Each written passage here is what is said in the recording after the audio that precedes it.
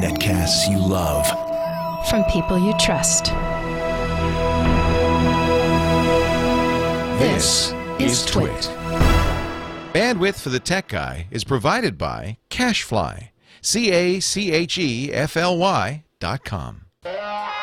Hi, this is Leo Laporte, and this is my Tech Guy podcast. This show originally aired on the Premier Radio Networks on Saturday, July 23rd, 2011. This is episode 789. This portion of the Tech Guy Show, this podcast of the Tech Guy Show, in its entirety, brought to you by my good friends at Netflix. Watch your favorite movies streaming live on your PC, your Mac, your iPad, or your iPhone today. Try it free for 30 days. Visit netflix.com/twit. And now, ladies and gentlemen, please hold your applause. Leo Laporte, the Tech Guy. All right, Leo, tighten you up. Hi, how are you? Welcome. Good day to you. Leo Laporte here, the Tech Guy. And it's time to talk about computers, the internet, cell phones and camcorders, MP3 players, home theater, all the digital jazz that's part of our life today that sometimes baffles, sometimes amazes, sometimes amuses, sometimes just drives us out of our tree. And that's what I'm here for, to help you get back into your tree. Think of me as a little stepladder to lift you back onto the branch of technology. If you have a question, a comment, a suggestion, if you want to talk about high tech, if you want to complain about bad metaphors, 8888 Ask Leo is the phone number. 888-827, I always have to remember this, 5536. You'd think after, how many years have I been doing this show? After 789 episodes, I'd know the number by now. 8888 Ask Leo. And I'm telling you, we talk about everything. I mean, the philosophical and psychological implications of computing, everything on this show. So don't hold back. I'm a little irate, to be honest. This was the week that Lion came out on Apple. Perhaps you've upgraded. We'll talk a little bit about how to upgrade your Macintosh to Lion, who should, who shouldn't, what Lion offers, things like that. But, so I was on the Mac store looking at Lion. And, Apple now has this app store where they sell applications. And I was looking, number one selling top paid application in the Apple store, OS X Lion. Well, that's not a big surprise. $30, easy upgrade. You just download it from Then I looked at the second one. iClean Memory. This is the number 2 most purchased. I guess it's this week. The way these charts work is unclear, but I would guess this week is a program that claims to clean your memory. And it got me thinking. That's only 99 cents. But folks, don't buy this program. It got me thinking about snake oil and computing. Fortunately, this hasn't really hit our most modern computing platforms yet, the cell phone and things like that, the tablets. But on PCs, this is a long-standing tradition of programs like this that claim this is what we call a memory manager. I haven't seen one of these in years. You do not need it. It does not do anything. It is completely a waste of time. If you buy this for 99 cents, you are wasting your money. And yet it's the second best-selling application on the Macintosh right now. Has the world gone mad? And when you read the reviews, it says, "Wow, it cleaned up my RAM. Amazing." I ran this and I went from having 500 megabytes free to having 2 gigabytes free. Amazing. Well, yes, of course it can do that. Any program does that. That's how any modern operating system works. It uses up available memory because when applications run out of memory, they run faster. So it uses up all the available memory. And then if some other application comes along and says, well, I need some memory, please, it frees it up. This is especially true in Lion. Lion's actually done some really amazing things with this. But it's been true in every version of OS X. It's been true in Windows since Windows XP came out. But since Windows 2000 came, it's been true 11 years. This is how operating systems work. They use all the memory because not to would be to not use every resource available to it to be speedy. But when memory is needed by another program, it says gracefully, yeah, sure, have it back. It hasn't been since Windows 95 that this has been a problem. And yet there is a guy here selling an application that he knows does absolutely nothing. Well, it doesn't do nothing. It does something. It asks for memory, and the operating system, as it is designed to do, politely says, yes, sure, you can have that back. And then it puts a big picture on the screen, says, look, I got all this memory back. Well, of course you did. And people are buying this, and you should read the reviews. Of the 105 reviews, it's a 4.5 star rating. 75 of them are 5-star. Now, I have to think that at least half of those are the developer itself, himself. Awesome app. Fast developer response. This app is awesome. It really does free up your RAM. Now, here's the one where there's a lot of voodoo in computing, and I personally have noticed a huge difference in my computer's performance. No. No. But I have to say, I'll be honest with you, my car always runs better after car wash. Have you noticed that? It does. It just seems peppier, faster. Our brains are just, we're tricked easily by things like that. It's called the placebo effect. And it's well known. A placebo is a sugar pill often used to test the effectiveness of medicines. They'll do what they call a double-blind test, where they give some patients a real medicine and some patients a sugar pill. And in many cases, the sugar pill works as well as the real medicine with no side effects because it's sugar. Unbelievable. This 99-cent program. I can only imagine how many people must have bought this. Millions. This guy's probably made more than $1 million on a program that literally does nothing. And it reminded me of the voodoo, and it's been going on for years, as long as it's been computers, because you know what? We don't really, most of us, understand how a computer works. And so I've heard, I can't tell you how many stories I've heard. Some of them on very reputable computer shows, not this one. You might as well say, well, take a chicken, turn around 4 times, and jump up and down. Amazing! It's all better! Things from registry cleaners, disk defragmenters, memory adjusters. There's a lot of stuff out there. And the placebo effect really works. You run it, and it just seems better. Just like my car runs better after a car wash. It really does. It really does. But these programs do nothing. And I am surprised in this day and age. First of all, Apple, what the heck? Apple, you're actually approving this program? Aren't you supposed to check every program? I guess if the program does what it says it does, let me just look in the claims. Do they claim that it helps anything? They say it's easy to use. It starts automatically at login. Well, that's even stupider. That's even dumber. You don't even, there's no memory to clean at login. It starts fresh. Your memory's empty when you start. Hide dock icon, that's good. Growl integration. You know what's interesting? He doesn't claim that it does anything. He says, click optimize memory to free memory. Yes. It's a simple application of free memory. Yes. Maybe that's why Apple approved it. It doesn't actually claim to do anything. But what it does, which is free memory. But you don't need. Support for Lion. Lion's even better. We'll talk about Lion. I'm off my horse. Folks, you don't need these utilities. These magical utilities. There's a lot of them. There's some controversy over registry cleaners on Windows. I say do not ever use them. You do not need them. It makes you feel better, like you're tidying up somehow.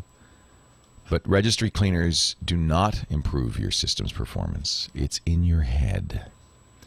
And there are people selling on television all the time, these one-button click speed-up programs. Most of the time, they don't do anything either. They really don't. You're wasting your money. Please, don't waste your money on this stuff. People love their registry cleaners. CCleaner is a nice program. Don't use it. You don't need it. And if you disagree, I would love to hear from you. 8888 Ask Leo. You can explain to me why that makes a difference. Explain to me, please. 888-827-5536. It's toll-free from anywhere in the U.S. Outside the U.S., you can use Skype out to call me. It's toll-free. I'd love to hear from you. Let's talk tech. Leo Laporte, the tech guy. Well, CCleaner does something. The question is whether you need what it does. And I say no, and I think the risk of doing a registry cleaner is much higher.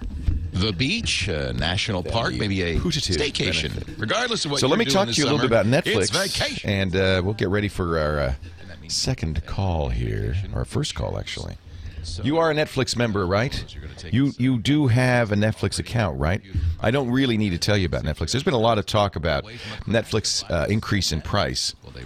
Well, let me tell you something. If you're price sensitive, there's no better deal for entertainment than Netflix and their Watch Instantly. Have you tried this yet? You can try it free for 30 days. Netflix.com/twit. I watch it I am not kidding. Every night I go home. I'm going to have to cut the cable because there's no reason when I go to Netflix.com and I click the Watch Instantly tab and you just look at the movies, the TV shows. I told you the other night my daughter and we watched 4 old episodes of The Office because we were in the mood to laugh, and boy did we laugh. And this is all free, no ads. It streams instantly, and not just to your Mac or PC. It streams to your iPad, your iPhone, your iPod Touch with Wi-Fi. Now I think there's 24 Android devices, including tablets, it streams to now. Ally McBeal, I haven't seen that show in ages. Remember that?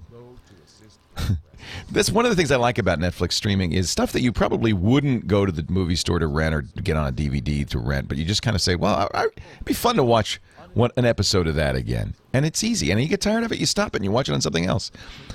I use a Roku box to watch on my TV, but you can also use your PS3, your Xbox 360, your Nintendo Wii. What else plays it? There's a lot of different devices. Many TVs and Blu-ray players now have it. Oh, remember this movie? What a great movie. Revenge of the Nerds. Now, admittedly, kind of, a trashy movie. Now, here's an Academy Award-winning movie, Raging Bull, right next to each other. Movies from the 80s. Die Hard. Old movies, Gentlemen Prefer Blondes. All of the TV shows for Star Trek, from the original series through Voyager, are on here. The original series, it's the HD update of it that's incredible. I was watching that the other night. I forgot how hokey those shows were. But it's so fun. Give it a try. $7.99. Now, if you're already a Netflix member, you don't have to do anything. Just click that Watch Instantly tab. If you have a friend or a family member who's not yet savvy to what a great deal this is, send them to netflix.com/twit. You'll be helping me out. You'll be helping them out. Look at all these old Saturday Night Live episodes. The 70s. There's like hundreds of episodes in here.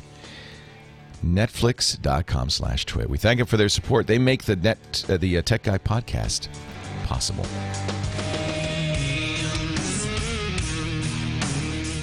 Yeah. The memory remains. A little Metallica to start off our Saturday morning Tech Guy show. The reason Kyle is playing this, and you have to understand every single song Kyle plays will have a meaning, will have a story, will have a tale to tell, because Kyle's just that kind of guy, is because this is the second to last show, Tech Guy show, out of this studio, the Tech Guy Labs. I've been here since 2004. It's been a great home for our show. I started doing the radio show all by myself. It's a little story about the Tech Guy Labs. It is a cottage that was built about 120 years ago as a wedding gift by a Northern California lumber baron whose daughter was getting married. He has a big mansion next door. That's been turned into office space since then, obviously. But he has a big mansion, beautiful mansion next door. And then he built this little cottage for his daughter when she got married as a wedding gift. And because he was a lumber baron, it's beautifully paneled in redwood. I mean, it's just a gorgeous little place. It's been through a few changes. It was a bed and breakfast, as was the mansion next door for a while, and turned into offices about a decade ago. And I was looking for a place to do the Tech Guy show. I was doing it out of my house. A lot of times radio people now, they work out of their house because technology makes it possible, and that's cool. But I found that the short commute was not conducive to a good program. I'd get up in my jammies, and I'd shuffle into the home office and do the show, and I'd be, hey, well, good to see you. Yeah. It didn't feel like work. So I said, I need an office. I need to do this outside of the house. So we found this little cottage. My wife did, actually. She was looking around our small town, Petaluma, in the wine country of Northern California. And she said, oh, you're going to love this. It's cute. So I was in the attic up here. Sweltering hot, little attic, little tiny room. It was probably 8 feet by 8 feet. Tiny little room. But radio show, doesn't need much. Microphone, headphones. That's about it. A wall to look at. I'm set. I can do a radio show. So that's all we really needed. But as time went by, I got bored. With just doing, just working weekends. That seemed too easy. And I didn't have anything else to do. So we started during the week. I'd say, well, I got all this gear here. Maybe I should do some podcasts. Little did I know. So the podcasts have kind of grown. I think I do 10 shows a week now. And I started a podcast network that does about 25 shows a week. We probably do 40 or 50 hours of programming a week. It's growing and growing. Now it's live video and, addition to audio. And we just frankly went from me by myself to 18 employees. We slowly took over this cottage, but look this isn't that big a space. We've been jammed in here. So I finally said, I got to get a bigger place. And my CEO, the woman who writes the checks, Lisa, said, okay, well, I found a spot for us down the street. 2 blocks away. We're going from how many square feet is this? 1,800? About 1,800 square feet to about 9,400 square feet plus a 6,500 square foot basement. So well over 15,000 square feet. It's like 9 times bigger. Awesome. And we're already used all the space. And we've already used all the space up. We filled it up. We filled it up. We got room. You know how the work expands to fill the time allotted to it? Yes. Same thing with office space. We filled it up. We're already looking for new space. No, we're not. But we've done a beautiful job. I put well over, almost, I don't even want to say it, almost $1 million into this thing. Beautiful, most beautiful space you ever saw. So the Tech Guy Labs, the movers came yesterday. I am back here sitting with a microphone looking at the wall. There's nothing else anymore. It's like back to the old days. I should have gone upstairs in the attic. But that's because this is the second to last show coming out of the old Tech Guy Labs, and we are moving down the street, moving on up to the north side. And we will have a whole new facility. Of course, it's radio, so you won't know. It'll sound exactly the same. But it will be a big improvement, and the podcast will look a lot better. And if you do watch the video, one of the things I decided to do, I didn't want to discombobulate people who watch the video of the radio show. So not only will the radio show sound the same, but the video might look pretty similar because we've duplicated the room that I'm doing this show from. We've actually duplicated in a small corner of the big space in the new studio. So in effect, the Tech Guy Labs continues on in its own little glass-enclosed terrarium.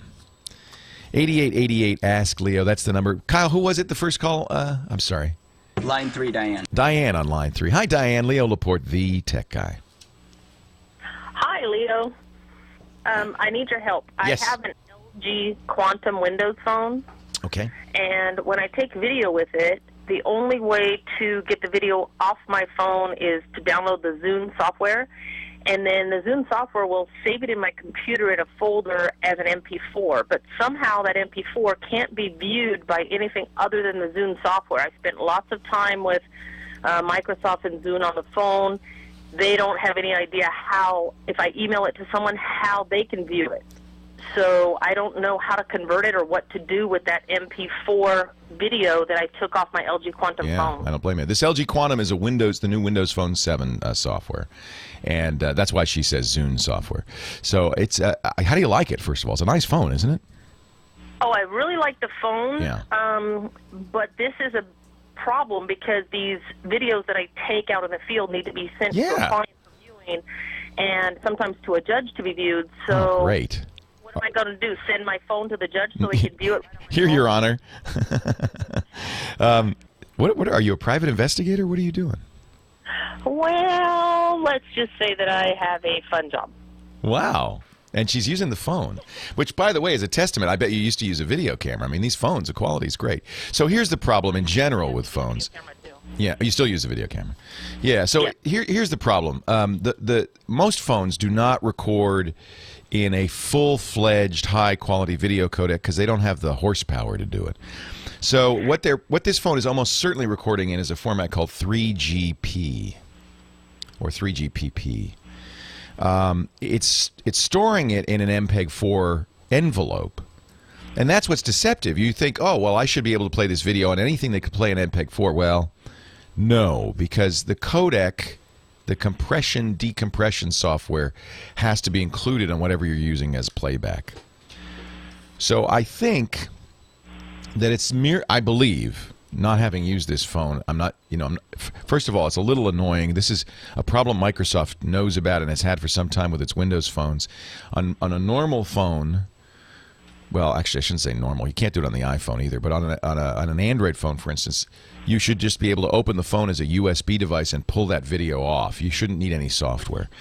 Yeah, we can't do that. You can't do that on a Windows phone because Microsoft uses the SD card in that phone in an unusual, non-standard way.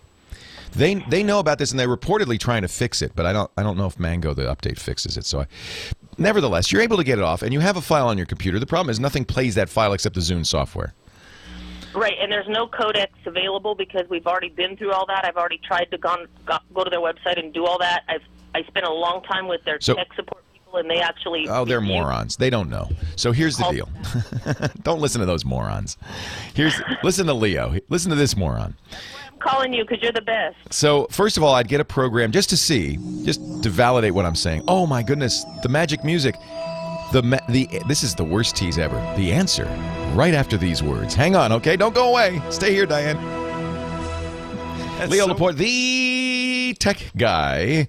And I feel so bad. Diane was on the line from Oxnard, California. I was talking to Diane, and the magic sound happened, which says, get the heck out of Dodge, so I had to, and I left you hanging, Diane. I apologize. But the good news is I was able to use that time to do some research, confer with my brain.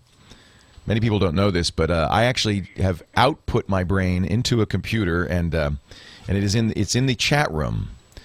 There are 876 people there who compose my brain, and I can ask any question and instantly get a response. So here's the deal, as best me and my brain can figure it out, Diane.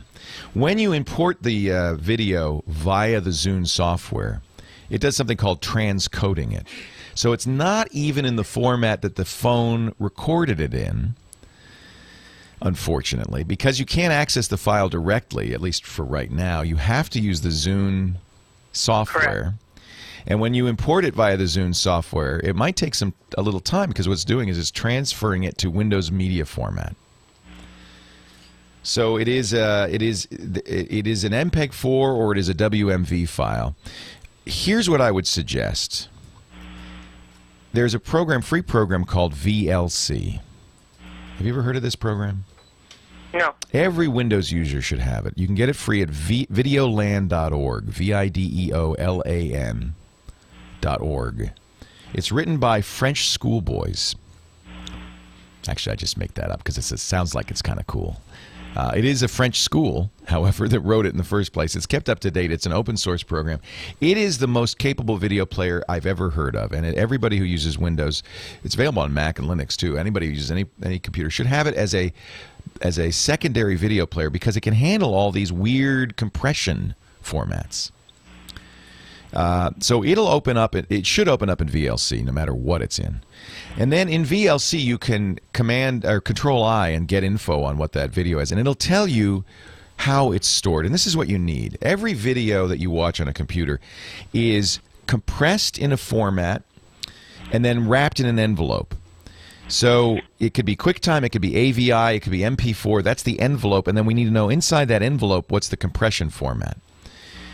And VLC will for sure play it and tell you what codec. At that point, you can go onto the net and say, I need a converter for this codec to that.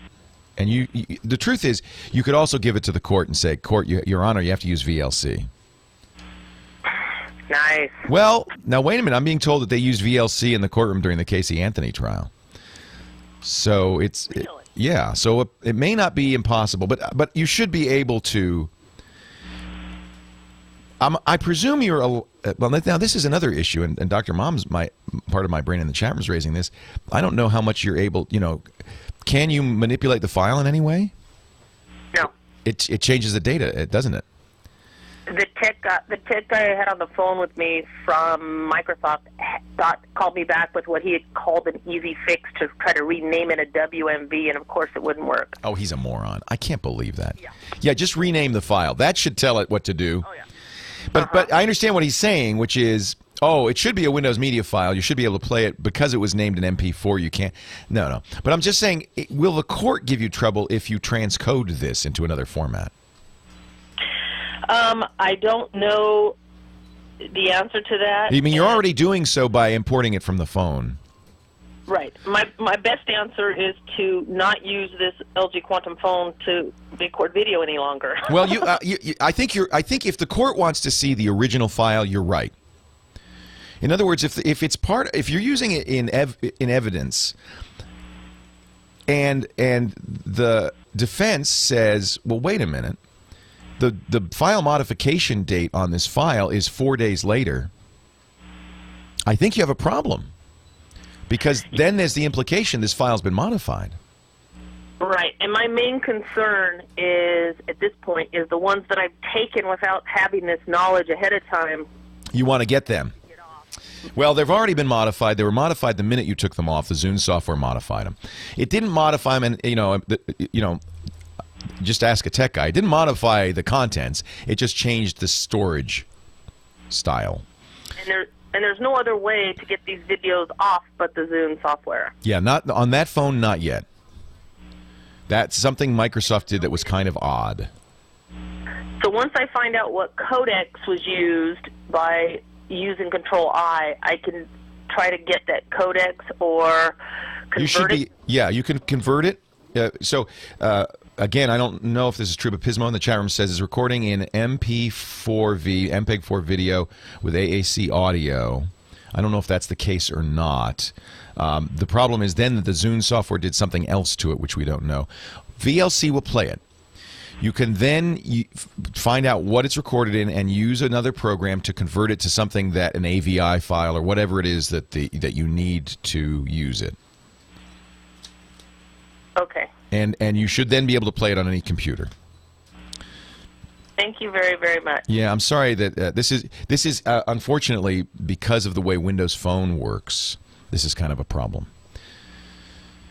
Yeah, I even went to the AT&T store because I said, you know what, this was the whole reason I bought this phone, and one of the main reasons, and what other options do you have to get me off of this phone? Right. Yeah, I mean, the phone's a great phone. It's just that for the unique thing that you want to use it for, it may not be ideal. Pismo says he actually did this, so I think we can trust him. He said he took some video with his Windows phone. He imported it using the Zune software. He then opened it in this program that I'm telling you about, VLC. It was, in fact, an MPEG-4 video. Now, that's good news because that's a very standard format that you should be able to either convert or play back on almost any machine, given the right software to play it back. Yeah, the thing that I found quite interesting was that the Windows Media Player doesn't even support it. I can't even play it in Windows Media Player. Go figure, huh? Now, that's bizarre. That I told the tech guy, I said, it won't. The Windows, and I even uploaded the very most recent update. Why wouldn't Windows Media Player play the format that comes off the Windows phone? The other thing you can do is I'm pretty sure that Zune software will burn a DVD for you. But then how do I play it? It's a normal DVD. Recognize it. No, it's a normal DVD. And they'll it'll play in a DVD player. It'll play in a DVD player, which I imagine the court would love. I'll try that. I'll see if it works. But you can't even drag it off the Zune software. You can't. There's no drag possibilities at all. Thank you, Microsoft. They're trying to make it easy. You understand that this is from their point of view. Oh, well, it's easier this way. Okay. There is a definite disconnect between easy and powerful. I mean, look at the iPad. You can't do anything with the iPad, but that's easier for people. Now, there is a Windows 7 codec pack you can download. I'll put a link to this in the show notes as well. It's Windows 7 codecs TWiT.com, and it is a free package of codecs that will expand the capability of your machine so at least you can play it. But again, if you're going to give this to somebody, I think the best thing to do is burn a DVD out of it, because that's a universal format. Thank you, Leo. Thank you, Diane. I appreciate it. What do you think she does? You know why? I think you know why she wants to use a phone, because it's unobtrusive. So if you're a private investigator, let's say, and you need to shoot videos, you're not going to use a big video camera because it's obvious what you're up to. But you got your little phone here. You look like a tourist. Oh, don't mind me. It's a beautiful view. I just want to. This hotel is fascinating. I just want to get the picture of the front of the hotel. Nobody's going to think you're doing anything. So that's why, right? 8888 Ask Leo. That's the phone number. Your call's next. Leo Laporte, the tech guy. Rad, isn't it? What are you saying? That we need a Swiffer in here to clean up the studio? Is that what you're saying, Kyle? It's not gonna. It ain't gonna take a Swiffer. You're gonna miss it. It misses the mop. We're gonna need the mop and the Swiffer. Don't worry, the mop will have a job. Isn't that sad that this great song by Player, which was a hit when in 1978 or something, is now no longer remembered as a hit song? It's only remembered as the theme to the Swiffer commercial. Is it a Swiffer? Or it's some mop, right? Some mop.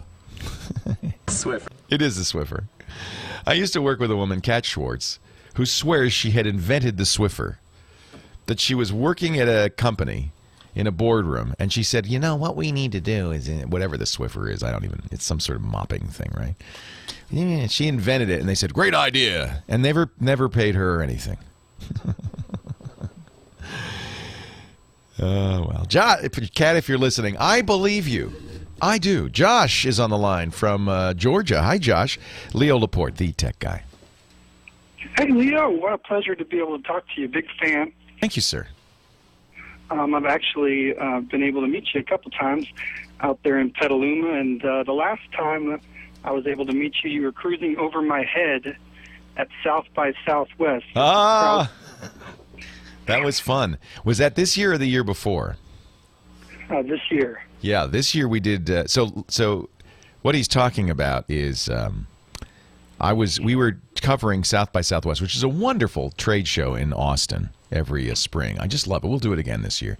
And I was there with my cameras, my portable cameras, and my team. And 2 years ago, I went on stage with my friends Kevin Rose and Alex Albrecht. They do a show called Dig Nation. They had, I think, 5,000 screaming, rabid fans in the audience.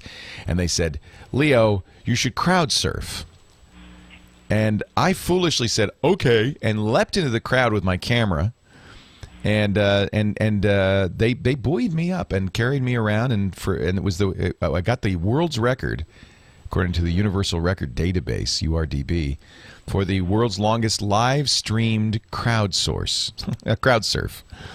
Then the following year, we had to do it again. So, but this time it was all of us. It was like 6 people. And I don't know what they almost dropped me a few times. I hope it wasn't you who almost dropped me, Josh. I hope I didn't land on your head. I'm actually the guy that sent you a picture of it. I'm Josh Johnson. Josh is the Instagram man.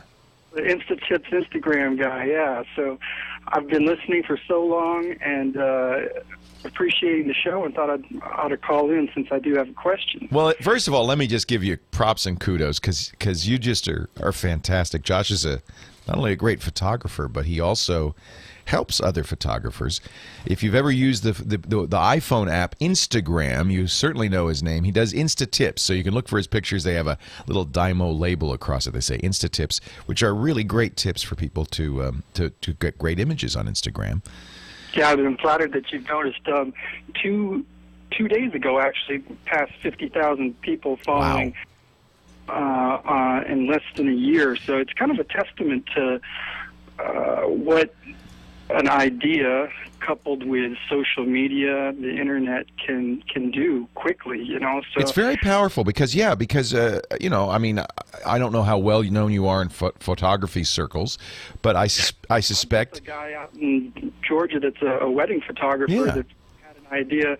Hey, what if I put a tip out every once in a while on this cool Instagram thing, and it just blew up? So if you've got an idea, go for it. Yeah, no, I think this is a very good example of the power of the new media. And I have another example of a photographer, which I'll tell you about in a second. But let me ask you a question, because, Justin Bieber just joined Instagram. He posted a picture of L.A. All he's done is one picture, L.A. traffic. And I bet he's already beat you in the number of followers, hasn't he? I've been trying to figure out how to get my daughter, she's 5, in Instagram and photography, and you just solved my problem. Justin's on it. I mean, this is unfortunately what happens to a lot of these social networks. It certainly happened to Twitter, where you have a great social network, where it's a great community of people like you, and people know you, and it really feels kind of homey and small. It's not that small, obviously. There's millions of users, but it's homey. And then along comes a celebrity, a superstar like Justin Bieber, and the whole thing erupts, and it loses, unfortunately, a little bit of its homey feel. Certainly happened on Twitter. We'll see what happens. In the last year, Instagram has still definitely kept its homey feel, even passing 5 million, 6 million users. Yeah. So Instagram is really Twitter for photos, for people who don't know. So, and this is how I guess a network can kind of preserve its homey feel. You don't have to follow Justin Bieber. You don't have to see any Justin Bieber noise, really. You just follow Josh and a handful of other people, and you see their pictures, and it's as if it is a small community, even though there are obviously many others in it. It's amazing. So 2 days ago, for example, we do these, I call them forums, where I say, for example, everybody, let's put up a red picture today. Within 2 hours, 5,000 people had submitted a red image of some Isn't sort. that great? So it's very, very interactive and a lot of fun. And I'm just having a blast on it. So, but the meat of my question was, I've created an ebook about iPhone photography, about phone photography, and I just need to know now what. Basically, it's on Microsoft Word. I created it on my Mac in Word. And here's what I would do. Go to createspace.com. Okay. This is Amazon's e-publishing site. Who has the biggest e-pub reader in the world? Amazon, the Kindle, right? Now, the Kindle's not so great for what you're doing, because I presume you have pictures in there. That's right. Yeah, so on the Kindle, they'll be black and white at best and grainy. But it doesn't matter, because they're going to allow you to also create a color version with full images. They allow you to sell these EPUBs on Amazon directly as well. It's free to use. They do have paid services. But there are a lot of people using this to self-publish ebooks. I think, Josh, you are, again, on the cutting edge. This is the future of publishing, period. And it doesn't, not just for people like me and Josh, who nobody ever heard of, but for Danielle Steele and everybody else, because publishing it yourself means you set the price. There are people, many people now, who have sold millions of buck books, $1 books. Now, you might say, well, $1, how could she make money? Because she makes 70% of that million. She made a lot of money. So the whole thing changes, and ebooks tend to be less expensive. You'll probably sell your book, Josh, for 99 cents, I would guess, or $1.99 at most, right? I haven't really decided yet. You do, because cheap doesn't mean you won't sell a lot of them. There's the expectation on ebooks that they're inexpensive. Well, they should be. No trees died to make this book. And right. Yet you get all the value, maybe even more so, because it's on your computer. You can read it. You can see the images. So I think there's a huge opportunity. So I would direct my audience to Amazon purchase? Well, Amazon will help you turn it into a ebook that you can sell more than just Amazon. You certainly want to sell it on Amazon. That's the big place, right? Got it. That's the iTunes of books. You know, I mean, if you're a musician, you got to sell on iTunes. If you're a publisher, a writer, you got to sell on Amazon. I mean, just period. So they'll help you do that. But you can make a print book with it if you really want to. They can print on demand, which is nice because you don't print one book more than you sell. You know, one of the big costs of books, I know because I've written 13 books, every one of them has ended up remaindered, you know, in the bookstore. 99 cents you get Leo's book because we couldn't sell this thing. That's what happens to books. And that's the big cost of books is they try to print just as many as are needed, but they always overdo it. So this prints exactly. It's on demand. You don't print it till you sell it. And you can still have an ebook version that you sell on Amazon. You can sell it in other places. It's in a form. Amazon's moving to a EPUB form that is standard. It used a non-standard format. They're moving to EPUB, which is great. This is the way to do it now.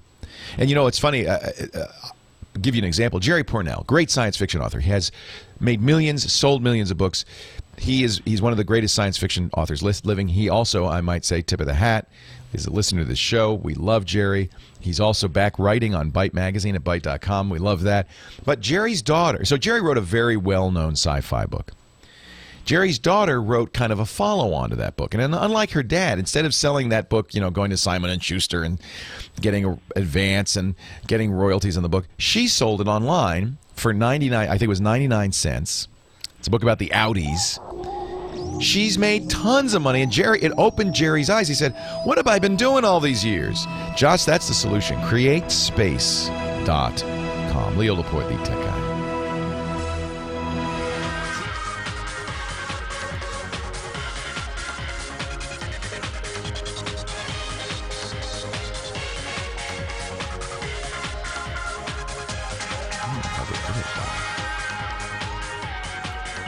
Well, a good day to you. Leo Laporte here, the tech guy, and it's time to talk technology. 8888 Ask Leo is my phone number. Toll free from anywhere in the U.S. 888-827-5536. Outside the U.S., you could Skype me. Just use Skype out and call that toll free number. It won't cost you a penny. We were talking before the break with Josh Johnson, a wedding photographer who has really made a name for himself using social media, using Instagram, which is an iPhone app, and has, you know, garnered 50,000 followers on Instagram and made a name for himself. And it's really kind of amazing to see that happen using these social networks. And it made me think of a good friend of mine, Trey Ratcliffe. Now, Trey is a pretty well-known photographer in Austin, Texas. He's certainly well-known among geeks because he's a great photographer, but he's also kind of famous for teaching people how to use a computer-based photographic technique called HDR, high dynamic range. You use Photoshop to take a picture, take several images from a picture and make it just pop. So Trey's become very well known for HDR. And he's also smart. I mean, he's always published a photo a day on Facebook. He's published photos on Twitter. He's used the social media. But along comes this new Google social network called Google+. You've heard about it, right? It's very fast growing. We estimate now 18 million people in 3 weeks. And it's still not open to the public. You still have to get somebody to invite you, which is smart. Google does it that way. They say, well, we're testing out the software. And I'm sure that that's the case, but by doing so, they also create a real pent-up demand for the invites, right? They did this with Gmail. People were selling Gmail invites on eBay for hundreds of dollars. Same thing's happening with Google+. 18 million people on Google+. So Trey has started posting a photo a day on Google+. Now, it's really worked for him because Google+, unlike Facebook, unlike Twitter, really highlights these photos. And when you click on one of his photos, Google Plus has the most amazing lightbox facility. It shows it on a darkened page, full screen, with the comments, with a kind of little left arrow that lets you look at other pictures Trey's done. So for a photographer, Google Plus, it turns out, intentionally on Google's part or not, turns out to be a very good platform. Well, Trey has used this to get 44,000 followers in 3 weeks. And I think in many ways make himself the premier photographer on Google+, and in some ways grow his audience phenomenally, I think. And I bet you Trey would agree. This has been huge for him. He's now started posting videos on how to make these kinds of images that he makes. So he actually gives you, for free, kind of the steps, and then pushes you back to his website where he does sell DVDs of this. You know, he makes money on it indirectly. That's, by the way, one of the lessons that this social media gives you, is that if you give stuff away on social media, you build an audience, and an audience that you can then later use to make money. If you don't start out being greedy and say, and a lot of photographers do this, no, you can't look at my pictures. No, I'm going to put low quality versions out. No, I'm not going to tell you how I do it. It turns out that's wrong. It's just like the music industry. They said, they're just going to steal our music. They're going to rob us blind. We're not going to use the internet. Now, I think they've learned their lesson. If you use these social networks and the internet appropriately to give away stuff, to be generous, Trey's a generous guy, it will come back to you. It's biblical. Cast your loaf upon the waters, and it will come back to you 1,000-fold. We've known this for 2,000 years. But I can't think of a more dramatic, direct example of this than people like Josh Johnson on Instagram, Trey Ratcliffe on Google+, photographers who have been incredibly generous, and by doing so have created an audience for themselves and a way to make a living.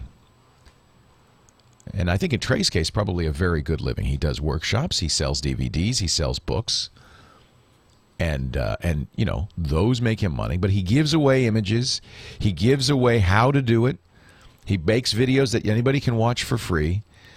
And by doing so, I think he creates an audience, he creates a name. It really works. So it's something to consider if you want to start using these digital tools in your art, your trade, your profession. Think about that. That these are ways to not, and of course, you know, if you're a private investigator, you don't want to post those videos of the wayward husband on Google+. That's not what I'm talking about. But if you do, if you write, if you paint, if you take photographs, if you make music, if you create an art form of some kind, think about using these new social media, Facebook, Twitter, Google+, to share yourself, to give yourself away, and to create really an audience for yourself that you can, and I hate to use the word monetize. I only say this because I know people then have the concern, well, if I give this all away, I still need to pay the rent. The landlord's not giving me the place for free. The grocery store doesn't give me my meals for free. I have to live. And so there's this fear, if I give all this stuff away, how am I going to live? But I think you have to trust, because it turns out Jesus was right. And I'm not turning this into a sermon, but there is something to be said for this idea of cast your loaf upon the waters. Give it away, because it will come back to you. It really does. And it is a little bit of a leap of faith. It is a little bit of a leap of faith. You have to say, gosh, I'm going to give this away, but this is what I've been charging for. Try it. And I think that, you know, when Josh Johnson's saying, you know, I got this 99-cent ebook, well, he's been giving away, he's built a name for himself by giving away these tips for over a year. And yeah, you can cash in a little bit on this. Everybody understands the need to make a living. So it's okay to say, you know, I've got all these tips for your convenience. I've compiled this into a 99-cent book. Make it inexpensive, make it widely available, get it out to as many people as possible. And say, this is for your convenience. You can get all these tips for free. Just follow me on Instagram. But I put it together in a book that might be convenient for you. And people will pay for that.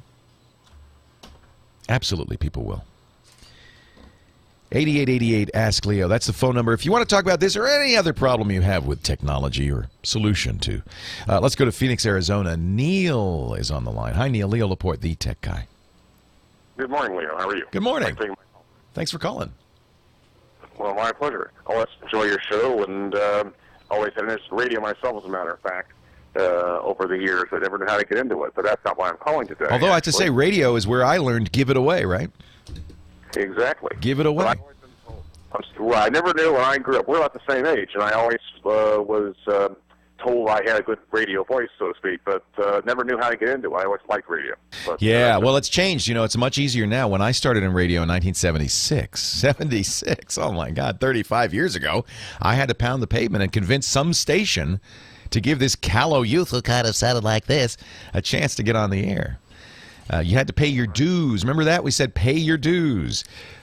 In the digital era, paying your dues is a little bit different. Now you make a podcast. You make your own radio show.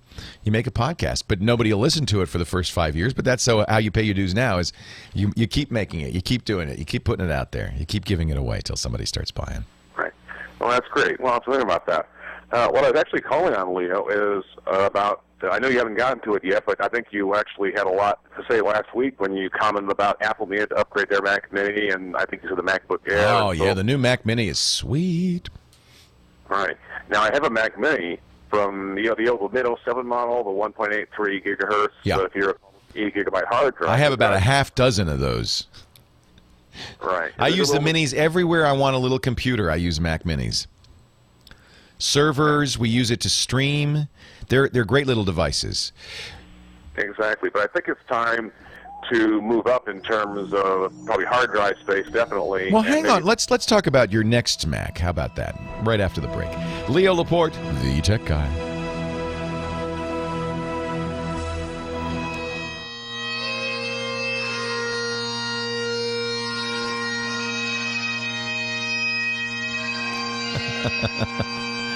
There's something about Amazing Grace on the bagpipes that just brings tears to the eyes for a variety of reasons. Kyle is playing that because we've been talking about how we're going to make the transition from the old studio, which I'm in right now, to the new studio. Tomorrow we move the Tech Guy Labs up the street, 2 blocks, not far, to the new, we call it the Brick House Studios, that are just gorgeous studios, most beautiful studios I've ever worked in.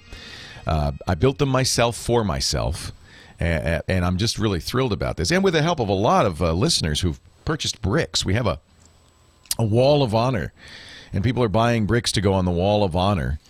And we've sold over 1,000. So I thank you all who've bought bricks to help us build this new studio. But so there's a transition at the end of the show tomorrow. I need to shut this studio down, which I will. I'll turn out the lights, lock the door, and walk up the street. And we're going to make a little parade of it. We've got a big ribbon and the giant scissors. We're going to do a ribbon cutting. And we've had, I think there's about 100 people who'll be coming to watch the festivities and so forth. And I thought it'd be nice to have a little parade. Now, I talked to the city, and they said as long as you stay on the sidewalk and obey traffic laws, you don't need a permit. So it's a small parade. I don't mean down the middle. They wouldn't give us a permit down the middle of the street. We did try to get a permit down the middle of the street, and they wouldn't because they said it's an important street. We can't block it. It's too important. We can't block it. So I guess we'll go on the sidewalk, and we'll obey all traffic laws. We have to cross a street, but there's a stop sign. But it would be so nice to have a bagpiper leading the way. Not Amazing Grace, though. Can we play, I don't know, Scotland the Brave or something? Not Amazing Grace. That's a little mournful. 8888 Ask Leo. I've been talking to Neil in Phoenix, Arizona. He's ready to upgrade. He's looking at the new Mac hardware that came out last week. Actually, this week, didn't it? That's right. Came out with Lion. So we have new MacBook Airs, which Apple believes, and I think Apple's right, will be their #1 selling Mac going forward. I have the MacBook Air that came out in October, and I just adore it. They've also shipped, interestingly, new Mac Minis. And I think the reason is this is the lowest cost Mac you can get. It's the entry-level Macintosh for people who aren't really sure they want to get a Mac. You know, you're competing in a space where you can get PCs, Windows PCs for $300, $400. Apple doesn't ever want to sell a computer that cheaply, but they do sell these Mac Minis for as little as $600. So is that what you're looking at, Neil? Potentially, but I'd probably want an upgraded model. For example, I'd probably want the 750 gig hard drive and a little bit faster processor and the 4 gigabytes of RAM. Yeah, which then now takes you pretty much over $1,000 at that point. Right, and that's my dilemma is at that price point, am I better off to say, well, let's go with an iMac instead, but at a similar price point? There are real advantages to going with an iMac. For one thing, you get a screen. The Mac Mini is, in fact, look what you give up on the Mac Mini. There's no optical drive. There's no DVD player. There's no DVD recorder. That's why it's so thin and small. Yes, you can put 2 hard drives in it, oddly enough. I'm not sure I'd recommend that, but you could. But you still have to supply not just the screen, but the mouse and the keyboard. They're aiming the Mini at, I think, PC users who already have a screen, mouse, and keyboard and want to save money. My suggestion is not to load up on what's inside the box. But remember that you have very high-speed ports on the box. You have Thunderbolt. If you want more storage, the best way, in my opinion, to add storage is with an external drive, as needed. It'll be cheaper. You could do it later. And with Thunderbolt, it'll be just as fast, if not faster, than an internal drive. So you'd recommend the base model Mac? I already have the 24-inch monitor because I have a Mac Mini now. So I have the only upgrade I might make is RAM, because they start at 2 gigs, which I think is too small. I think you want 4 gigs of RAM for most users. And Apple charges $100 for that upgrade. That's it's more than it would cost if you went out and got it. The good news about these new Mac Minis is you don't need a putty knife to open them. You can they have a port for adding RAM, so it's easy to add RAM. So even with that, you could decide to get the cheapest Mac Mini, the base model, and then upgrade as needed. So the base model, which is the $600 model, comes with 2 gigs of RAM. Yeah, that's light, but doable. $100 more, you can get 4 gigs, but you could add those 4. You could put 4 gigs in probably for $60 or $70. The hard drive it comes with is really a slow hard drive. It's a 5,400 RPM hard drive. That's as slow as you can get. That makes sense because you also want to keep it cool. That's a tight case, as you know, and it gets pretty hot, doesn't it? Well, this one's kept pretty cool, actually. It's not really been... Oh, that's good. Mine gets hot. But in other words, the more you put inside that case, the hotter it's going to get. That's why they don't stock a large, fast drive. I would suggest going with what's in it, and eventually you're not even going to use that internal drive except maybe for backup. Perhaps. The only thing I have that I run on it, Leo, probably probably the most powerful program I run there, like Aperture 3. Well, you want a big, fast hard drive for Aperture 3, you bet. So you'd want to get the larger capacity drive. No, I would say do not. I would say get the stock one. The only change you might want to make is a larger RAM, and then get an external drive. Now, unfortunately, Thunderbolt drives aren't available yet, although they're coming very soon. Because that's the way you want to connect an external drive on this thing. Thunderbolt is faster than any other connection out there. Faster than FireWire 800. Much faster than USB 3. It's 10 gigabits per channel. So it's faster than any drive out there. So what I would suggest is getting the base model, live with it as long as you can. Once Thunderbolt external drives come out, get a Thunderbolt terabyte or 2 terabytes, or get a RAID solution, a Drobo style solution or a RAID box. Because you're a photographer, it sounds like.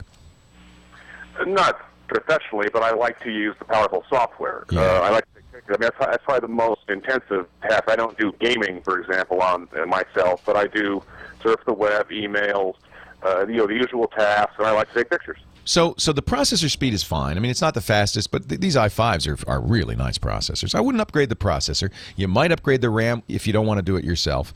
So that now we're talking $699, $700. You're going to have to get the super drive because it has no DVD player or recorder in it. I don't know if you use that or not. If you don't use it, look, I use a MacBook Air. It doesn't have an external drive either. But when I wanted to get Windows on this Air for dual boot, I had to get the external drive, $79. This is how they keep that price low. Apple doesn't sell. Apple always has at least a 50% markup. They are not like the PC world where they sell stuff with razor thin profit. They make a lot of money. In fact, somebody did an analysis that said HP has to sell 7 computers to make as much money on it as Apple does 1 computer. 7 to 1. So, but you pay for it, but I think you're getting something valuable. But what I would suggest is start with the base model, and then it's easy to add more RAM. It's easy to add more hard drive. What you can't do is get a faster processor in there. So that's the lack of upgrade there. By the way, also the video card is it uses the Intel built-in video. So which by the way uses your RAM. That's why you want 4 gigs. And it's not super fast. I think it's fast enough for Aperture. I think it'd be fine for Aperture. Leah, thanks for all the tips. That's giving good tips on how much money to put in. I'm saving you money, Neil, up front, because you'll spend it as you need it down the road. Leo Laporte, the tech guy. Stream Leo Laporte, the tech guy. Phone number 8888. Ask Leo. Back to the phones we go with Valerie in Torrance, California, listening on the great KFI. Hi, Valerie. Leo Laporte, the tech guy. Hi, Leo. Hey. Thank you for taking my call. Thank you. I run a small business, and I set up and run a network that I've followed a lot of your tips and recommendations over the years. ESET Nod 32 one being one that really stands out. Good.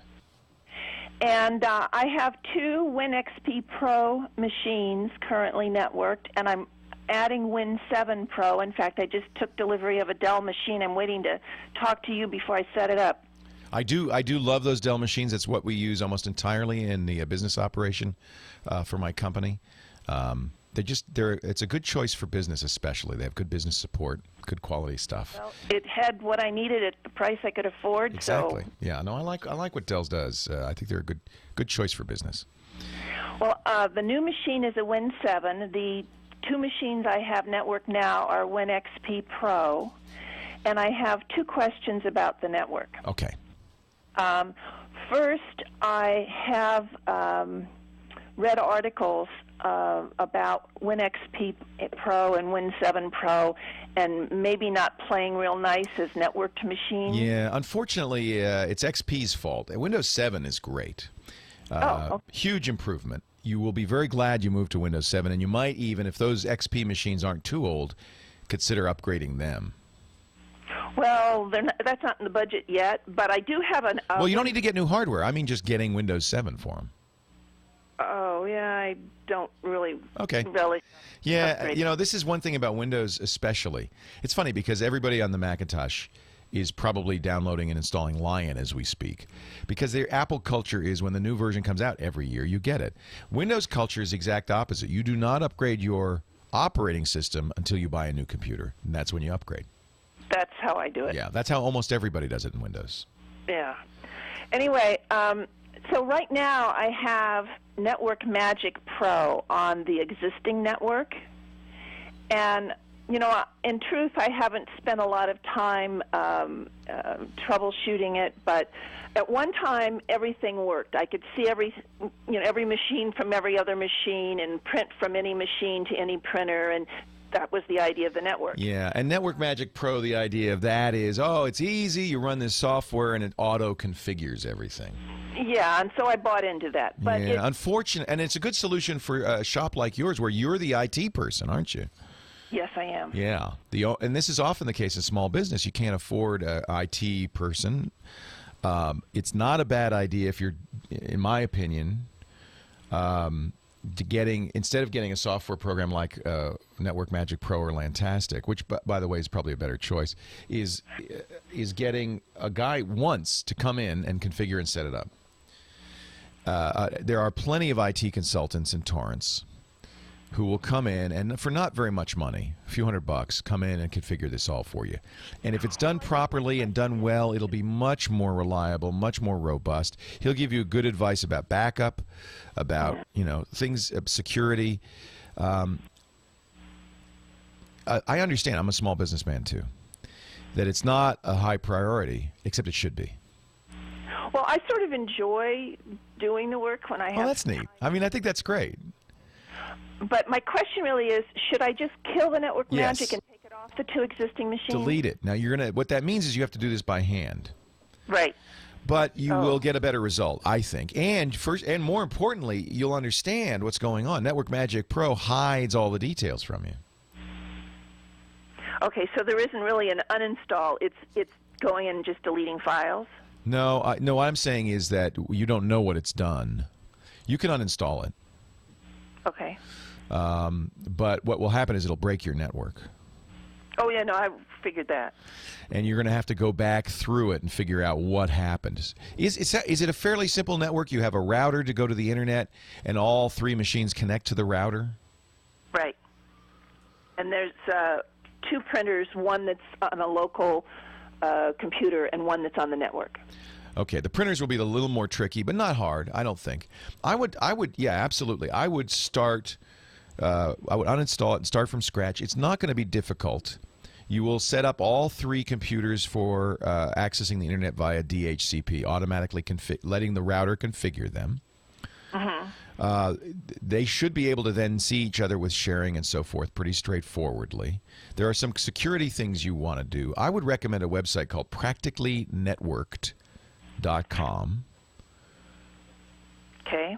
That will give you, it has a bunch of great tutorials on doing exactly this. Oh, cool. And there's some information that you should know, like you need a work group, you know, that all 3 are on and so forth. Then getting the printers working should be pretty simple. One will use printer sharing. One is just a networked printer you should be able to see.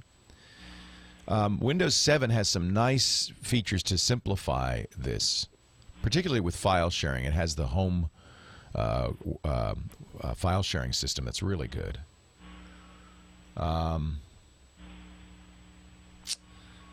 I think that it's doable. I don't think you have anything unusual or difficult to do. The biggest thing that you're going to want to do is secure it. And that's where you should read the articles on practicallynetworked.com about security. You're going to make sure the firewalls are turned on all 3 machines. Yeah, I think that that's a great site for learning everything you need. Okay, thank you very much. You're welcome. I'm glad that you want to do it yourself. The advantage of doing it yourself is you know it. The disadvantage is you might miss something critical that an expert would know about, but you wouldn't. But I think you sound like you want to do this, and I would do it. Do it on a weekend. Today's a good day, so that when work begins on Monday, it's working. Give yourself at least 2 days to troubleshoot it. That's the only way to do it. Yep. Okay. Well, thank you very much. Thanks for calling. I really appreciate it, Valerie. And I honor and admire your desire to do it yourself. I think that's the best way to go. And when you're a small business, you can do this. I had to let go. I was the IT guy for the first 5 employees. And then I had to let it go. And we found, we're lucky. We found a small company in my area, a guy named Russell Tammany, a company called Exponentia. And this is what he does. He's a consulting IT professional. He comes into businesses, does the setup. That may be a few hours, or depending on how complicated, more than that. But that's a few $100. And then you do a contract, a yearly contract for maintenance. And that means you've got an IT guy or gal, a person, and of course you got to find somebody who's good. But if you find somebody who's good and ask around, go to your local chamber, say talk to businesses in your area, who do you use, who do you like, who do you recommend? The good people will surface very quickly. You'll know who they are right away. The name will come up again and again. Do it till you're satisfied. Whatever it is. We're having fun and going back into the vaults today. Kyle Benham on the music. Gina Yates on the phones today. You got it. Thank you, Gina. 8888 Ask Leo. That's the number. If you want to talk tech, Suzanne in Valencia, California, listening to the great KFI, our mothership. We survived Carmageddon, so I'm back on. Hey, Suzanne. I was involved in Carmageddon last week. It was great. So. Yeah. There were people. People set up a table and had dinner on the 405, illegally, but. Yeah, well, it wasn't bad traveling down, but I didn't take the 405, so. Yeah, I'm sure the traffic is worse today than it was last Saturday. Let's put it that way. Oh yeah, definitely. Yeah, isn't that funny? Everybody, we should have Carmageddon every weekend. Just stay home. Listen to the show. So what can I do for you, Suzanne? Well, I am needing a new laptop, and I need a 17-inch screen because I do a lot of split screen. I do a lot of genealogy, so I need something larger. And I have a Dell. Let me just ask you a question, because I hate giant 17-inch laptops because they're so big. What if you got a smaller laptop, but an external screen, so that when you wanted to do the genealogy, you had an even bigger screen, a 24-inch screen, or even more? Okay. Then, because one thing you can do with a external screen, and almost all laptops support this, is you can have a wide screen, a 16:9 screen, which would be great for split screen. So that's essentially, kind of two side-by-side screens. Okay. do you plug in an extra screen? Well, it just depends on which laptop you get, but almost all laptops now have a video connector. The Macs make it very easy because all the Mac big screens have just the Thunderbolt connector goes right on there. They have a little power cable and a USB. Actually, they don't even have the USB anymore. And so you don't even have to open up the laptop. When you get to the desk, you put it down. You connect those two connectors, and you're using the big screen. You can leave a keyboard and a mouse there, so you actually have a desktop. And then when you're done, you disconnect. Now, that's a Mac, but many PCs have similar kinds of docking solutions. Do you want to use Windows? Is that where your genealogy software is? It is, and also we have. I do that, and I'm also wanting to do a lot of digitizing of old Oh, that's neat. videos. Scanning, of course. So are you building a database, or do you have software that? I have some software, and it's all it's all PC based. What do you recommend, by the way? I'm just curious what you use. Well, I don't know. My husband has Photoshop, so that's what I use. Because there are programs out there that are designed to build a genealogical database with rich media, with photos and videos and stuff. And yeah, that I haven't. That's not. I haven't really looked into a lot of those. I've been using one that's free, and you can do that and base it. And I know I'd love to get a Mac, but then that means a lot more expensive. Yeah, no, I'm not going to make you get a Mac.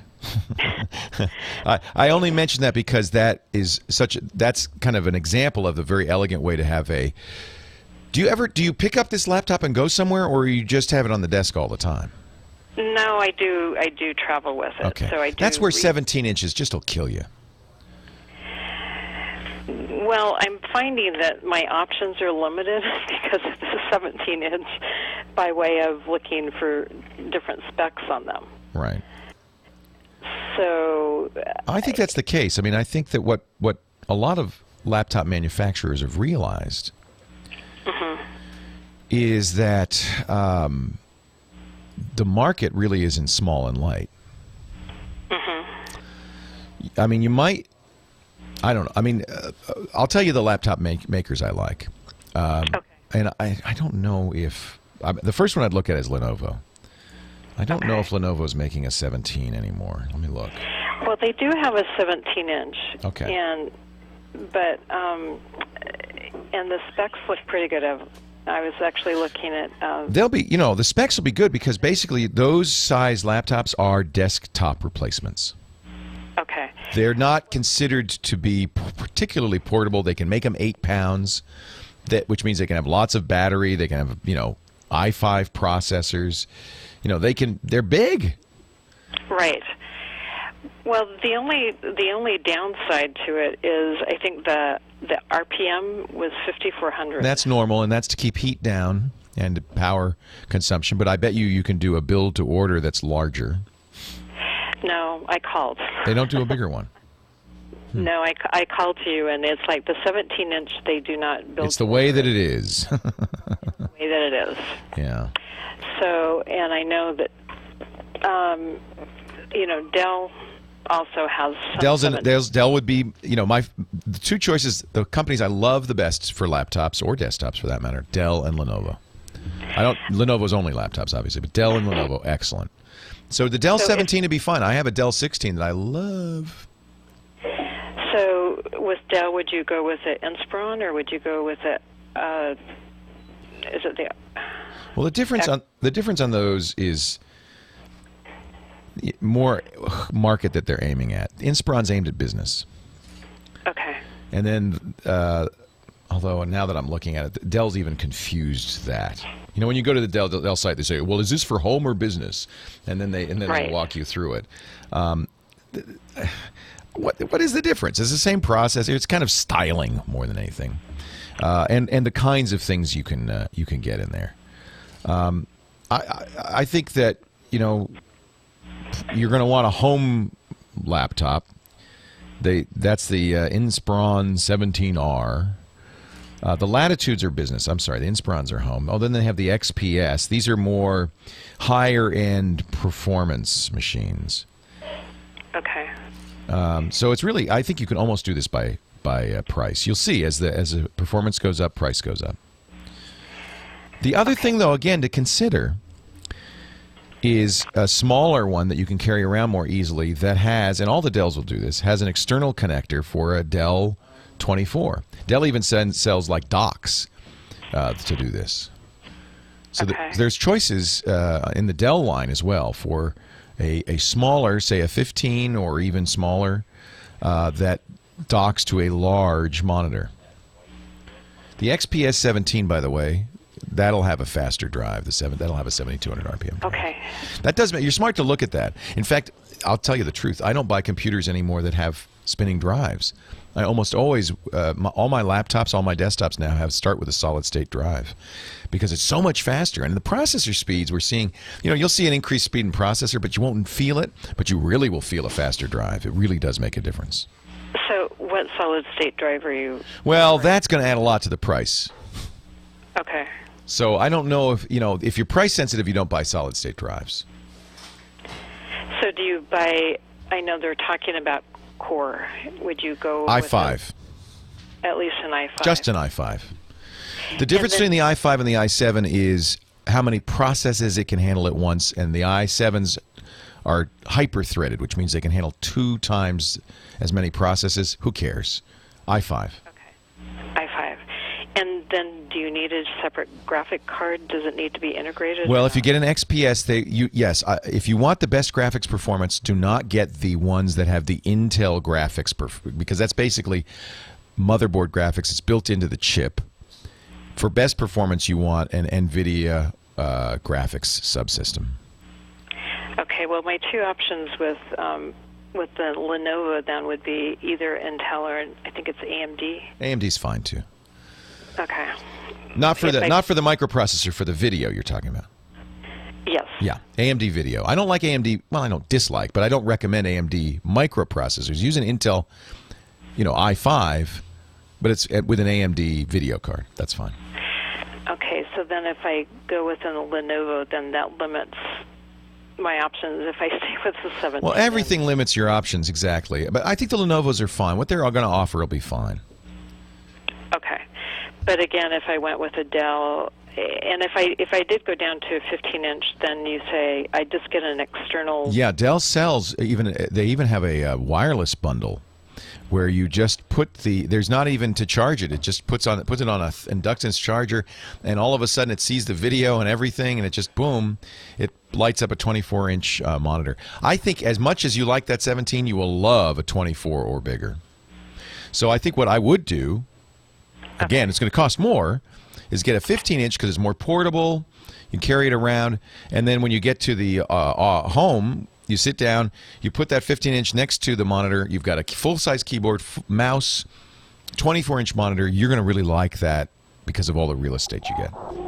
Okay, and how much do 24-inch monitors? Oh, they're $400 or $500 from Dell. Dell has very good 24s. Highly recommended. Leo Laporte, the tech guy. More to come. Stay here.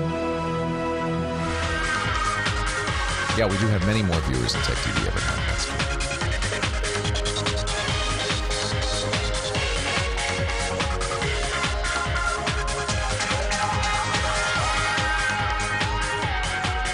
Well, hey, how are you today? Leo Laporte, the tech guy. It's time to talk about computers and the internet and cell phones and home theater and all that jazz. 8888 Ask Leo's the number.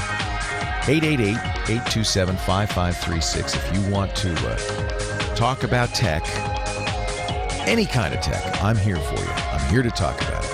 8888 Ask Leo. We were talking with Suzanne about getting a new laptop. She wants a 17-inch.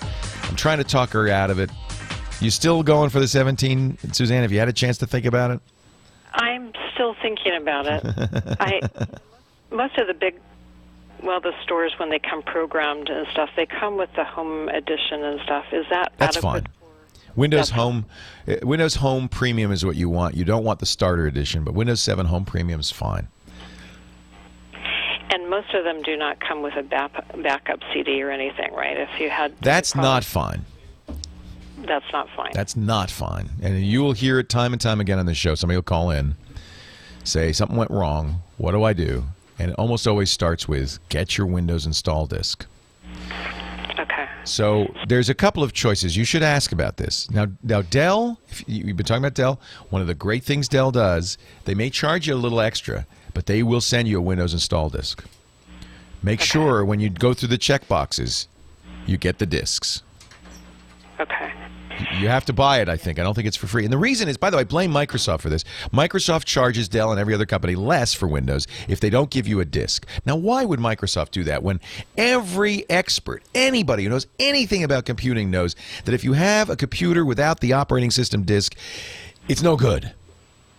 What happens when the hard drive dies? Oh, I don't know. What happens if you get a virus? I don't know. Anybody with half a brain knows you need the operating system disk. Why would Microsoft, in effect, pay companies not to give you a disk? Well, it's not because they're looking out for you. It's because they think you're a thief. Okay. It's because Microsoft, in its insane, stupid paranoia, thinks that by giving you a disk, you will steal from them.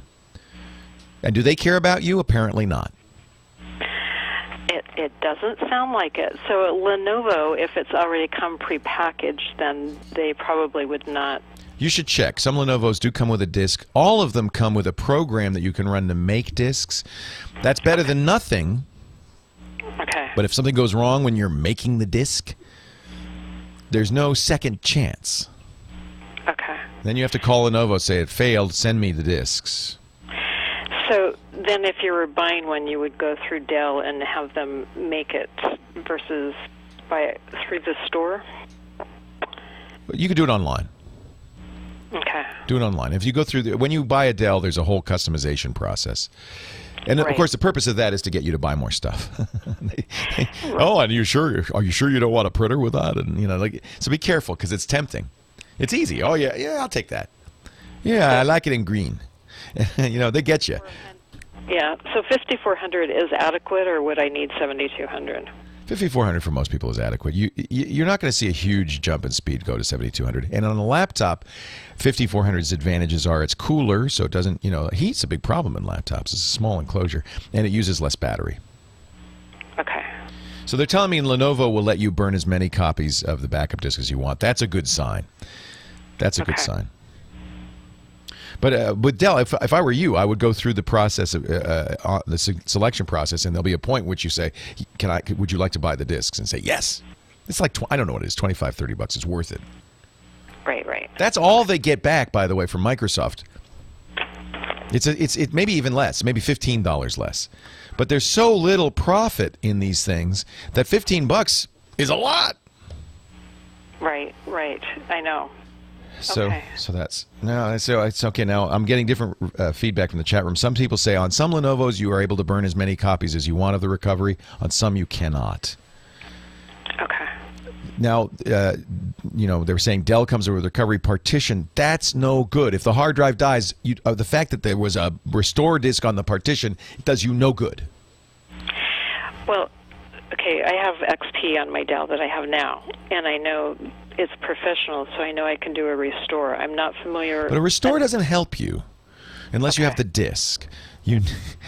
Without the disk, all sorts of things can go wrong that will make it impossible to restore from the hard drive.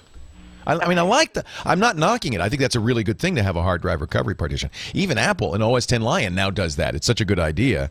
They never did it before, but they do it now. But that does not obviate the need for a physical disk. Okay. For instance, let's say you get a virus, malware. Malware will spread to every bit of the disk, including the recovery partition if it can. As long as it can see it, it can spread to it. So how do you recover a malware-infected computer? You use the CD that can't possibly have been infected because you can't modify it. That's a known good copy. That's why you want that recovery disk. So with Windows 7, because I'm not that familiar with it, with either the home or the professional, is the recovery part with that, or is that? Well, that's up to the manufacturer. So different companies do different things. Okay. Just you get the disk. That's all you really need to know. It doesn't have. It's best if it's a true Windows install disk. That's just the Microsoft disk. But many of them will not give you that. They'll give you a recovery disk. That's fine too, because what it does is it restores the computer back to the way it was the day it arrived. Okay. That's fine too. In fact, in some ways that's easier. Now, if if you're sophisticated, you can always, and this is not, if you know what you're doing, you can buy a computer that doesn't have recovery disks and burn an image onto a CD of that. Don't do anything with the computer except put some imaging software on there. There's a lot of good. Ease US makes one. There's a lot of companies that make free ones. I like Drive Snapshot from drivesnapshot.de. So you download that one. It's the only thing you do. You download that one program and you burn a recovery disk, an image, and put that on a DVD and you put that aside. Now that can be your recovery disk. And then you install everything. You do all the updates. You get it just the way you like, and you burn another one. That's kind of a second recovery disk, and that's just as good as a recovery disk that came from the manufacturer, because you hadn't had a chance to get bugs on it or anything. It'll get you back to the day the computer came. That's what you want. So if you're sophisticated, yes, you can make your own disks. In fact, I would do that for sure. Okay. But that's takes a little more sophistication. Okay. All right. Okay, now I just have big decisions to make then. So. It's so hard nowadays to buy a computer because there's so many choices. It's the same thing with buying a digital camera. Imagine, I mean, and most of the differences are, minimal. It's how many angels will dance on the head of a pin. It's not. So don't overthink it. You'll be happy if you get a Dell or a Lenovo. Either one, you'll be happy. Okay, so the minimum I need is at least 1.5, and then how many, how large of... Well, I can't tell you how large a hard drive, but I would guess that almost any computer you can buy these days would have plenty of space. Almost all of them have at least 500 gigs, if not a terabyte. I wouldn't worry about that. 4 gigs of RAM is kind of the rule of thumb on any computer you buy today. Mm-hmm. 4 gigs. And most of that i5, if you want basic computer, i5, 500 gig hard drive, 4 gigs of RAM. Okay. Anything above that's great. Okay. Hey, thanks for the call, Suzanne. I appreciate it. Oh, thank you so much. Yeah, I know this is challenging. You go in the store and it's like, and the problem is these things that actually turn out to be kind of important, like the recovery disks, nobody talks about. Do you want a Blu-ray DVD player? I wouldn't, but you can. Do you? Sometimes people say 32-bit versus 64-bit Windows. You won't have a choice anymore. You'll have to fight to get the 32-bit version of Windows 7. Almost everybody sells 64-bit Windows 7. That's fine. If you're getting all new, it's only a problem if you have older hardware or software.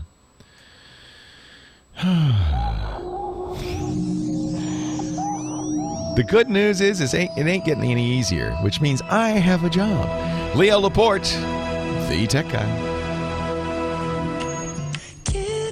Hey, Leo, we've got to get a Carbonite consumer live read in. I did it again. To know that I love you, baby. I'm lost without you. Can't help myself. Leo Laporte, the tech guy. 8888 Ask Leo's the number. Mark is in Los Angeles. Hey, Mark. Thanks for hanging on. Leo, thank you. Thank you for all your help. So tell me now, when you called me last time, you said I want to do an app. Yes. Had you done any app programming before? Nothing. No. Not even any regular programming. No programming. I still don't do any programming. I'm not. I know some people you might be getting confused. You told them how to program. I don't think I've got the mind to program. It's good to know your limits. Yeah, that's right. Dyslexic is not good to have programming. But you suggested Elance.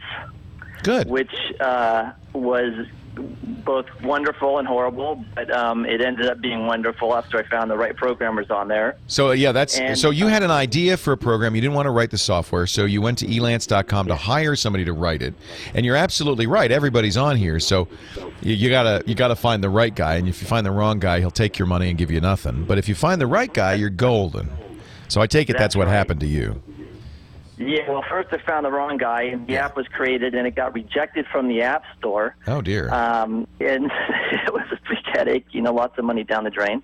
So I started over from scratch. Oh, man. And got a great guy and created the app I wanted to create. So let me ask you, first of all, you have one of the most, in fact, probably the single most important attribute of success of any kind, but especially entrepreneurial success. You have persistence. You do in the face of failure. You kept going. Yes. And that's where most people end. That's where most people would have ended the story at. I got rejected, and so I said, and I moved on. You did not give up, and that's key. Yeah. Let me ask you, do you have any advice for people who are using elance.com on how to find the right person? Oh, God. This person had very high reviews. You just got to pay attention to the way they're dealing with you, the way they're corresponding with you, because this guy was flaky. The correspondents weren't addressing the subjects I was asking him to do. Yeah. Think about this. They had great reviews, the guys, still. the Winklevoss twins, Harvard seniors, decided they wanted to do a social network. They wanted to call it Harvard Connect. They'd seen Friendster's success. They'd seen MySpace success. They said, we should do something like this. Let's hire a program. They found a freshman who was a genius. He was like, maybe he was a sophomore. I guess he was a sophomore. He was a genius. A great programmer. And they said, let's hire this guy. His name is Mark Zuckerberg. And they hired him, and they gave him a few $1,000s. And he kind of said, yeah, I'm working on it. Yeah, I kept putting him off. Yeah, flaky kind of. And then launches Facebook and says, see you guys. That's the classic. That's the classic. He's out there doing that, yeah. So this idea, I don't think it's quite as big as Facebook, but you can imagine how upset they were. They of course ended up suing, making $60 million. They are suing again, saying that's not enough. I think it's enough, but I think it's more than enough because. As the actor, as Aaron Sorkin, the screenwriter, points out in the movie The Social Network, and puts in the mouth of Mark Zuckerberg, hey, anybody can have an idea. I made it happen. And that's what you're doing, Mark. And I think another Mark, but I think that's key. You can always have an idea. Ideas are a dime a dozen, especially in software. It's easy to have an idea. It's implementation that makes all the difference. Yeah, well, that's what I hope that it does make. This does make a difference. So let's give it. What is the name of your app? It's Beautiful Clock Radio. In the age of social networking, Facebook, Twitter, and Google Plus, I made a clock radio. I like that. I think that's a great idea.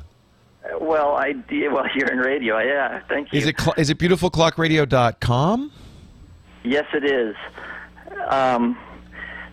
And what I wanted to listen. I listen to you all the time. My wife, drives her nuts, but I listen to you all the time. I wanted to have easy access to you. I wanted to have easy access to KFI. I wanted to have easy access to KPCC, and I wanted 5 programmable buttons to store radio stations on, and I wanted an alarm that was easy to set. And I didn't see anybody doing this. Well, you did it. Look at this. This is great. Yeah, oh, thank you. Are you on the site? Yeah. Look at that. So it has the time, beautiful picture in the background. I presume that could be, that's user programmable, yeah? No, that changes. That the sun goes down with the time. Cool. At sunset, and then the moon comes up in the correct phase at night, and it goes into a night mode. Oh. And then look, you have down here buttons for the radio stations. TWiT, my podcast station is one of those. So just as easy as it is to program a clock radio, you just push the button, set the time. This is really nice. And you gave me so much help that you didn't even know of it. It's kind of a coincidence. I would be wondering what kind of radio streams I need to play. And you mentioned you have IceCast compatible. Yeah, Shoutcast. You did the right thing. Yep. And then you said Shoutcast. I never heard of Shoutcast. Yeah. You said Shoutcast, so I went in and did a partnership with them, which is pretty easy to do. And that's thousands of stations on there. Automatically, no effort on your part. Yeah, that's right. Well, a little effort. You had to call them.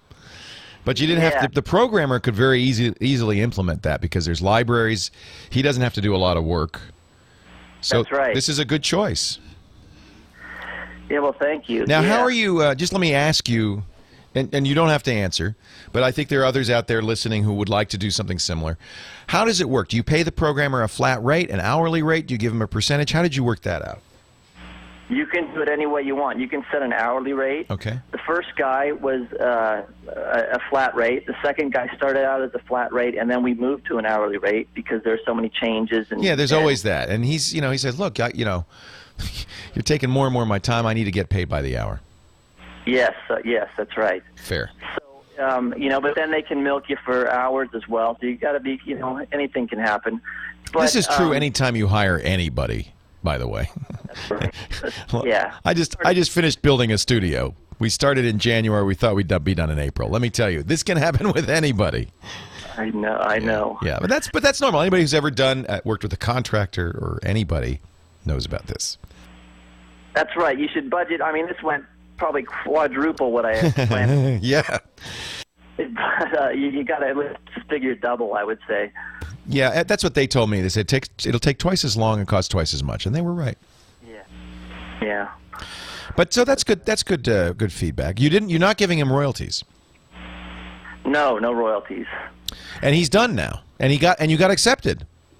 He's done. Well, it's never really done. I mean, we got to get ready for OS 5. Right. And right now it's not working on OS 5, but OS 5 is in beta, so we're hoping it's not going to be a huge bunch of work to get it for OS 5. And if you found a good programmer who does write iPhone software for a living, he's gonna be up to date on all that stuff. Yes. He needs to be. That's his job.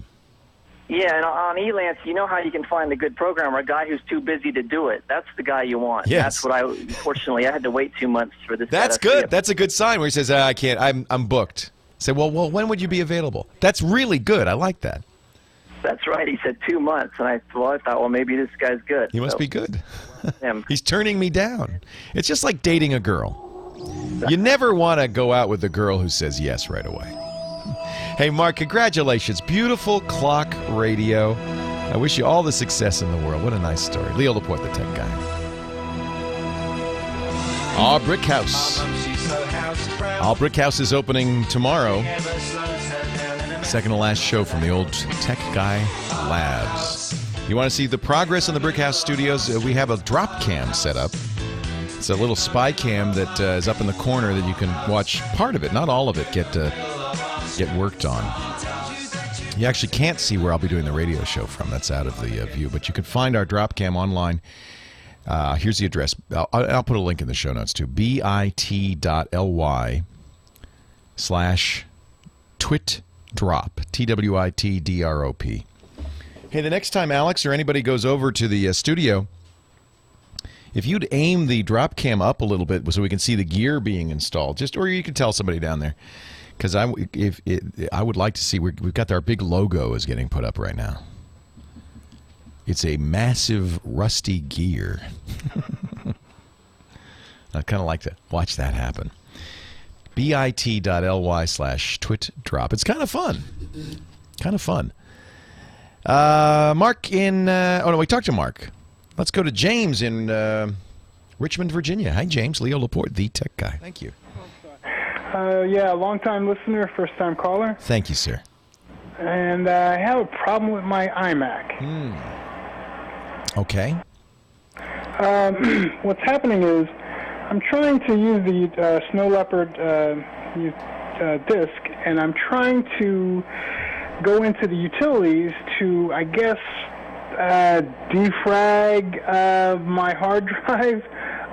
But it won't let me do it. It comes up, it restarts, it reboots, and it goes to a white screen with the Apple logo, and it just stays there. Where are you finding a defrag utility? It must be a third-party utility you purchased.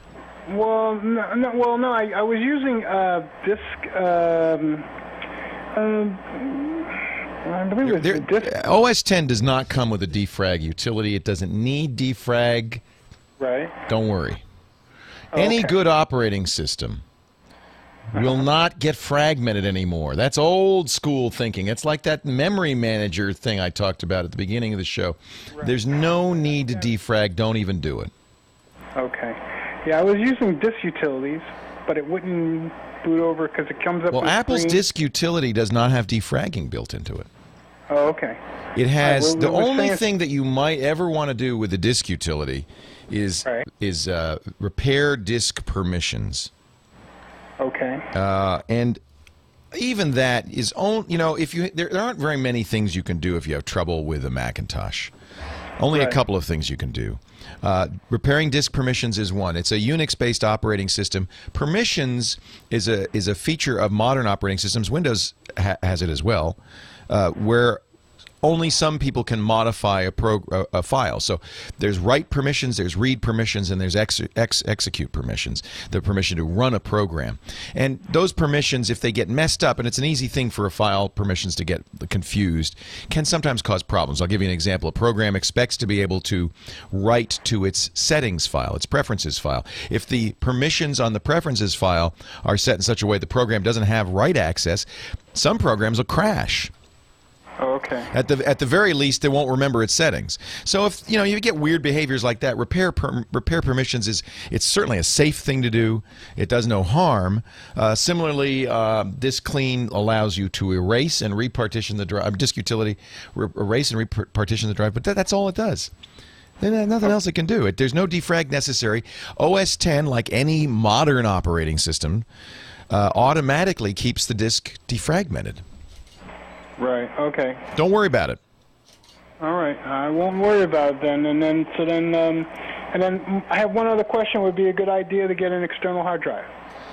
It is a good idea. External hard drives are a great backup solution because it's fast, it's easy. You can just drag files. I don't recommend a backup program per se. I just say, drag files over. There are some good Macintosh choices if you want to do backup. My favorite is called Super Duper. It can be run on a schedule automatically every day, for instance, to back up changes to that external hard drive. I think that's a very good choice. Okay. All right, James? Thank you very much. Hey, thanks for the call. Yeah, I mean, I talked at the beginning of the show. The number 2 selling application in the Mac App Store right now is a memory cleaner for 99 cents. It's a scam. You don't need a memory cleaner. Your memory's clean enough. Thank you. I can't believe it's the number 2 selling app. I hope you haven't bought it. If you haven't, don't. You don't need to spend the money. There, I saved you $1. Aren't you glad you listened today? There's a lot of voodoo programs you'll see people using. Memory cleaners are old school. We needed one 15 years ago. We needed them. Not anymore. Not since OS 10 came out.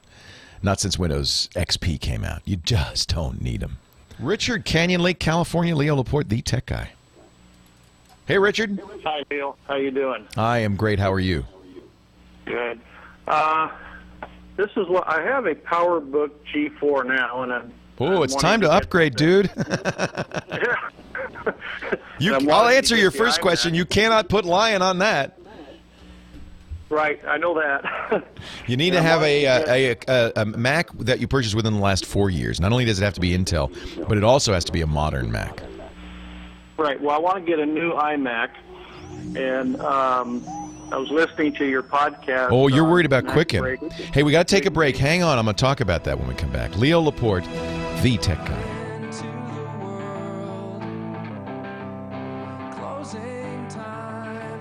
Leo Laporte, the tech guy. Last few minutes today. One more show tomorrow, then we move to the new Tech Guy Labs, the TWiT Brickhouse Studios. You're going to love it. You're going to love it. Wait till you see it. Now, we were talking to Richard, who is working on an old G4. It's time to get a new computer. Good news about the new computer, it'll come with Lion. You don't have any choice, Richard, do you? You have to get Lion on it. Bad news. Quicken 2007 will not work on it. Right. Because Apple, and this is, Apple, I both commend and condemn them for this. And in the balance, I commend them for it. They are, unlike any computer company I've ever seen, willing to leave the past in the dust. And they've done it many, many times. They did it with OS 10. They did it with Intel when they moved from PowerPC to Intel. You're using the old PowerPC chip. And they've done it again with Lion. And you kind of, in order to make progress, you kind of have to do this. I think sometimes people say, oh, it's just a way of selling new hardware. And truthfully, and believe me, I'm no Apple apologist. I criticize them for many things. But truthfully, I think that they are not doing this to make money. They are doing it because in order to make progress in technology, sometimes you just have to say, no, we're not going to support you. And unfortunately, this is a disadvantage Microsoft has. Microsoft never says no. They make Windows work with every previous version as best they can, and that hobbles them a little bit. Yeah. Well, when I get the new computer, I understand that I probably have to get Quicken for Windows, and then... Well, that's one way to do it. You can keep your G4 and use it as a Quicken box. The problem is that Quicken, and by the way, don't blame Apple for this. Blame Intuit. Intuit's known this was coming for years. This is a mark of the lack of respect Intuit has for its Apple customer. Nothing else. Yeah. Intuit has known for years. They wrote the version of Quicken is a PowerPC program. They never updated it for Intel. It requires a piece of technology, to Apple's credit, called Rosetta, that they included in every version of OS X for many years now, since they switched to Intel, that made it possible to run PowerPC programs on the newer processor, on the Intel processor, in many cases better than they ran on PowerPC. Rosetta was a great solution, but it's not included anymore, and you can't download it anymore. It's done. And Apple had to do this, basically, to tell companies like Intuit, dudes, fix your software. Update it. We've been running on Intel for years. What's the story? So what do? Well, Lion does allow you to run older versions of OS X in virtual machines, so you could run Snow Leopard in a virtual machine. You could run Windows in a virtual machine. You could keep your G4. Quicken, apparently, Intuit, get this, instead of fixing it, they're going to start building pieces of Rosetta into it so that it will still run.